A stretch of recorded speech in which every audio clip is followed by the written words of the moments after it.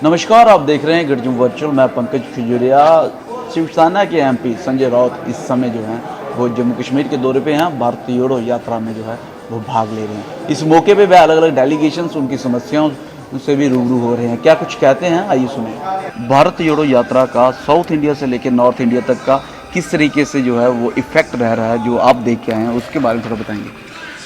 देखिए, पूरे देश में यात्रा जा रही है। मैं उस यात्रा को नॉन पॉलिटिकल मूवमेंट की तरफ देख रहा हूँ। ये कोई कांग्रेस की यात्रा मैं नहीं मानता हूँ। एक युवा नेता पूरे देश में पैदल चल रहा है, 4,500 किलोमीटर, 4,500। गांधी जी चले थे। बहुत से लोगों ने पॉलिटिकल यात्राएं निकाली। यात्रा का आयोजन जरूर कांग्रेस पार्टी ने किया है, लेकिन पूरे देश में भारतीय जनता पार्टी छोड़कर लगभग सभी पॉलिटिकल पार्टी उसमें शामिल है। हम भी शामिल हो गए, महाराष्ट्र में हो गए, जम्मू कश्मीर में हो गए। क्यों? जरूरत है देश की एकता की। भारत जोड़ो का मतलब क्या है? कोई भारत तोड़ने जा रहा है, समाज में जाति धर्म के नाम पर जहर फैला रहा है। यह हमारा देश ऐसा कभी नहीं था। हमारे बाप दादा भी थे, वो भी बोल रहे थे हमको, पूर्वज। ये देश ऐसा नहीं था। उनको बांटो, उसको तोड़ो, उसको बांटो, ऐसा कभी नहीं हो गया। देखो, अभी हमारे सामने हमारे भाई साहब है, पीओजे के प्रधानमंत्री जी खुद आकर, मोदी जी यहाँ आकर उनको आश्वासन देकर गए हैं। कितने साल हो गए। जहाँ भी जाते हैं। मैं इस मुद्दे पे भी आऊँगा, लेकिन जो एक आपने समीकरण बताया है, सारी पार्टियां एक तरफ, भाजपा एक तरफ, भारत जोड़ने की बात की जा रही है। इस समीकरण में लड़ाई किसके खिलाफ है? लड़ाई की बात क्या है? जब लड़ाई शुरू होगी तो करेंगे ना। जब लड़ाई शुरू होगी तो आपको पता चलेगा लड़ाई किसके खिलाफ है। अभी तो फौज की जमावड़ा कर रहे हैं ना हम लोग। जब फौज पूरी हो जाएगी तो शुरू कर देंगे। सीएम महाराष्ट्र एकनाथ शिंदे जी के गुट की बात करें तो उनके शंभाजी देसाई जी कहते हैं, ये जो आप यात्रा में शामिल होने जा रहे हैं, ये श्री बाला साहब ठाकरे जी की आइडियोलॉजिकल के अगेंस्ट है। उनको क्या मालूम है आइडियोलॉजी बाला साहब ठाकरे जी की? भारत जोड़ना, ये क्या भारत शिवसेना प्रमुख की आइडियोलॉजी नहीं थी? भारत अखंड रखना, जम्मू कश्मीर के लिए कुछ करना, ये तो बाला साहब के एजेंडा में पहला सेक्शन था कि जम्मू कश्मीर हमारा है। लेकिन यही नहीं, जो आगे है पाकिस्तान को वसूली, वो भी हमारा है। यही एजेंडा है ना। और क्या आइडियोलॉजी यही है ना। इसलिए तो हम भारत जोड़ो के लिए कांग्रेस के साथ नहीं जुड़ने हैं, जो कांग्रेस लीड कर रही है। कांग्रेस लीड कर रही है तो क्या होगा? कांग्रेस के साथ, मोदी के साथ आप लोग बैठे हो, ये चलता है। कांग्रेस ही देश की एक पुरानी पार्टी है। देश के स्वतंत्रता संग्राम में उनका बड़ा योगदान रहा है। आज भी एक राष्ट्रीय पार्टी है।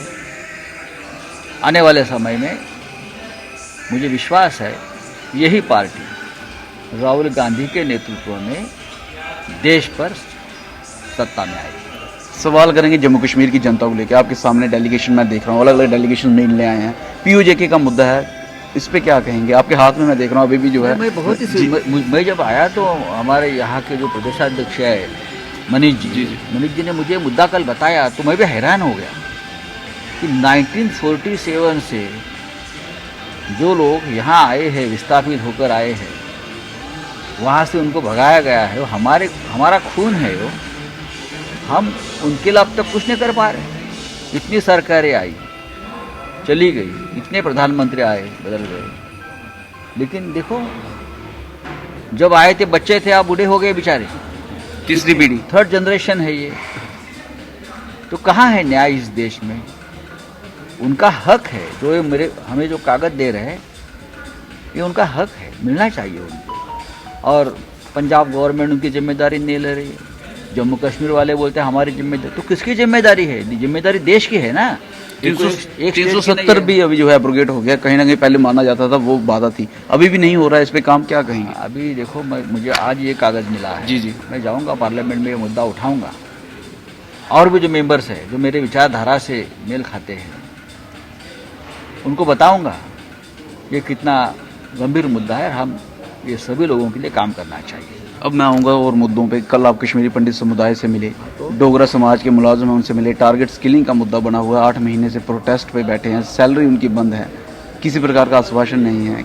इस चीज़ को किस तरीके से आप जो है, कल आपने एक बयान दिया था, आपने कहा था कि महाराष्ट्र के दरवाजे हमेशा जो है कश्मीरी पंडित देखिए, जी जो विस्थापित है तो 1947 से लेकर अब तक मैं बात कर रहा हूँ, जो विस्थापित है, जो निष्कासित है, जिसको सब कुछ गंवाकर अपना वतन वहाँ से छोड़ना पड़ा है, वो भी देश के लिए त्याग है, तो उनकी समस्या छूटनी चाहिए। कोई भी हो, चाहे कश्मीरी पंडित हो, चाहे सिख समुदाय के लोग हो, उसमें जात धर्म की बात आती है कहाँ?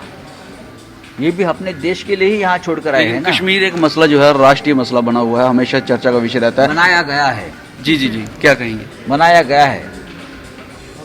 जब चुनाव आता है तो कश्मीर का मुद्दा वापस आ जाएगा, भूल गए सब।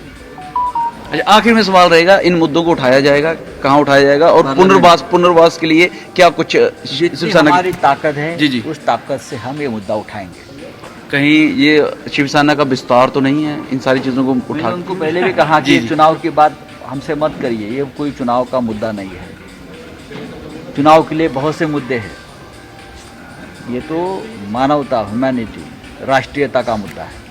वह लोग जो शिवसेना का भारत जोड़ो यात्रा के ऊपर सवालिया निशान खड़ा कर रहे हैं, वह लोग श्री बाला साहब ठाकरे की आइडियोलॉजिकल को नहीं समझते हैं, आइडियोलॉजी को नहीं समझते हैं, और वह अखंड भारत की ताकत को नहीं समझते हैं। ऐसा कहा आज संजय राउत जो एमपी शिवसेना से हैं और जम्मू कश्मीर के दौरे पे हैं। वहीं उन्होंने कहा कि वह हैरान है, पहली मरतबा जम्मू कश्मीर में आए हैं और यहाँ पे 1947 के विस्थापित हों, पीओजेके के कश्मीरी पंडित हों या डोगरा समाज के वह मुलाजिम जो 8 महीने से रोड पे हैं, उनकी दिक्कतों के ऊपर किसी प्रकार की कोई सुनवाई नहीं हो रही। ये सारे मुद्दे जो हैं पार्लियामेंट में इनके द्वारा जोर शोर से उठाए जाएंगे।